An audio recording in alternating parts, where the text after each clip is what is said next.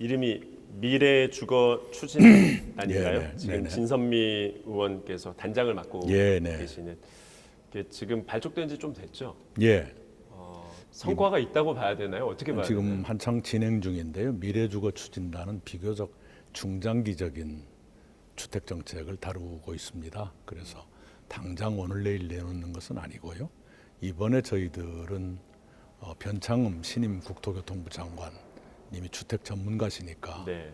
그분이 생각하는 주택 정책이 뭔지 그 기조라도 들어보고 당의 의견을 전달해서 변 장관께서 설 이전에 구체적인 정책을 내놓겠다 하시니 그 정책의 완성도를 좀 높여드리자. 예, 예. 지금은 그렇게 저희들이 목표를 세우고 있습니다. 미래주거 추진단의 결과물은 조금 더 나중에 중장기적인 정책으로 나오게 될 것입니다. 단기적으로 집값을 잡거나 이렇게 그것은, 지금 내놓기는 쉽지 않다라고. 그것도 되지만 원래 목표가 그것은 아니었습니다. 그렇군요. 단기 정책은 그쪽 일이 아니었습니다. 단기 정책은 주로 네, 네. 정부가 해야 옳다고 생각했습니다. 아마 대표님께서 아이디어 같은 거 좋은 거 있으면 네. 이 추진단을 통해서 지금 보고를 아마 받으실 텐데 네네. 괜찮은 아이디어들이 논의가 되고 있는 것 같으신가요? 예, 그동안에 시장이나 또는 연구기관들이 내놓은 의견들은 거의 다 수렴했을 겁니다. 네. 예를 들면 혹시 뭐 좀 미리 말씀해 주실 수 있는 아이고 있을 만한 내용이 그 얘기하면 있을까요? 바로 또 논란이 되니까요.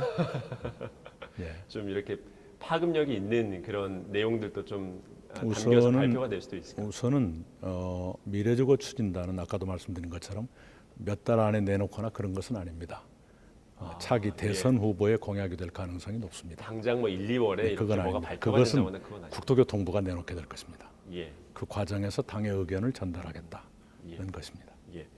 지금 뭐 가장 부동산 문제 관련해서는 시장에서 있는 불만은 가격이 너무 급등했다 현 정권 들어서 그리고 또 최근에도 가격의 급등세가 심상치 않고 예. 매매값뿐만 아니라 전세 가격도 사실 예. 웬만한 서울 도심 아파트면 몇 네. 억씩 올라가 있는 상태인데 이제 정부 여당에서는 계속해서 좀 기다리면 안정될 것이다라는 메시지를 많이 내놓았었잖아요. 그런데 가격은 계속 잡히지 않고 있고 좀 이런 상황은 어떻게 보고 계세요? 예, 대단히 송구스럽죠. 국민들께 집값이 마구 뛴다는 게 국민들로서는 굉장히 불안하고 화가 날 일이죠.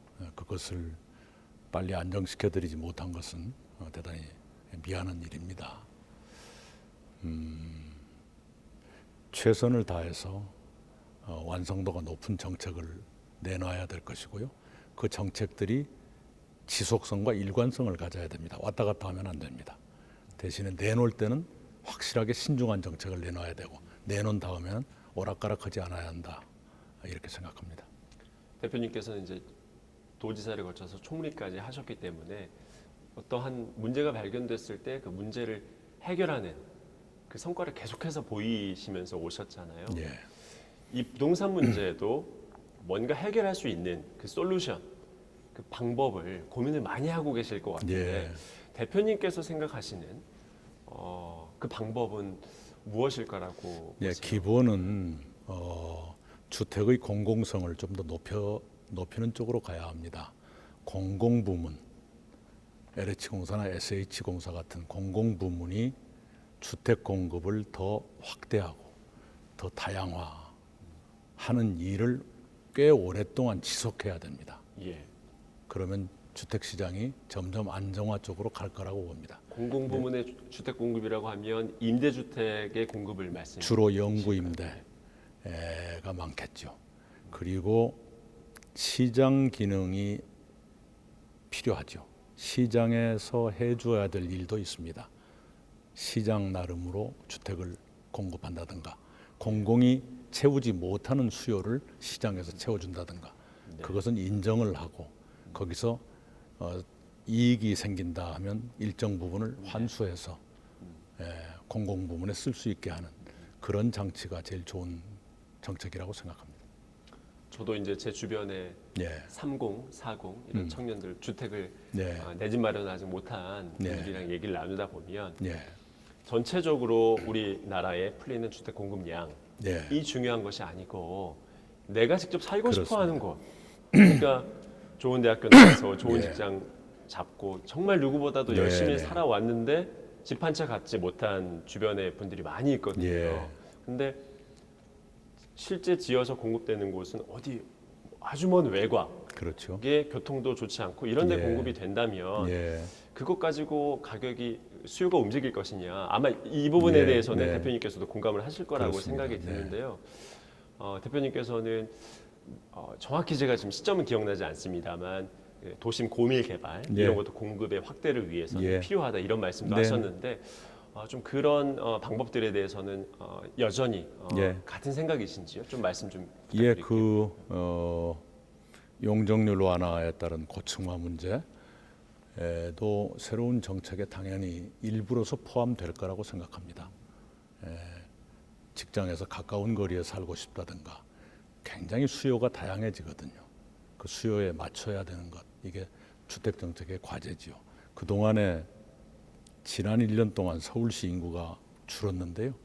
가구는 오히려 늘었어요. 늘어도 그냥 는 것이 아니라 가파르게 늘었습니다. 그 가구 수요의 증가를 충분히 예측하지 못했다 하는 것이 뼈아픈 대목입니다. 제 기억이 맞다면 인구가 4만 줄었는데 가구는 8만이 늘었다든가 아마 그런 뭐가 있을 겁니다. 네. 그만큼 이른바 가구 분할이라 그러죠. 예. 1인 가구가 늘어나게 되고요. 1인 가구의 증가는 거의 모든 연령층에 전부 해당이 되는, 과거에는 무슨 독거 노인, 노년층에 주로 있는 것이라 생각했는데 지금은 청년도, 중년도 자꾸 그런 그 새로운 그 주거에 대한 수요가 생기고 있거든요. 그런 것을 충분히 예측하고 대비했어야 하는데 그러지 못했었다 하는 것을 아쉽게 생각합니다. 나중에 정책이 나와봐야 알 수 있겠지만 그 고밀 개발 예. 조금 더 집중해서 공급량을 늘리는 걸 하려면 반드시 이제 규제 완화가 필수적으로 따라올 수밖에 없을 텐데 네. 그렇다면 대표님께서는 얼마든지 공급의 확대를 위해서는 규제 완화는 좀 검토해볼 만하다 이렇게 보고 계십니다. 이제 규제 완화도 부동산 가격의 폭등을 유발할 정도의 규제 완화까지는 조심해야 될 겁니다. 기본적으로 부동산 시장을 안정시키기 위한 것이어야 하지, 그것이 부동산 시장을 다시 불안하게 하는 그런 규제 완화는 좋지 않다고 생각합니다. 네. 계속해서 부동산 문제를 한두 가지만 더 여쭤보면 예. 세금 문제인데요. 네네. 1가구 1주택자 네네. 실거주자죠. 실수요자들이 최근에 이제 얘기를 들어보면 예. 공시지가 현실화가 되면서 내야 하는 세금이 굉장히 가파르게 되는, 그래서 어떤 경우에는 은퇴하신 분들, 집 한 채 갖고 계신 분들이 세금이 2배, 3배 예. 뛰게 돼서 부담스럽다 이런 말씀들도 하시는데 예. 그분들에 대해서는 좀 어떤 생각이신지. 예.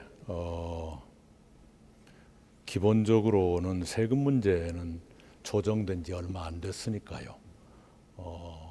당장 또 고치자고 하는 것은 책임 있는 처사는 아니라고 생각을 합니다.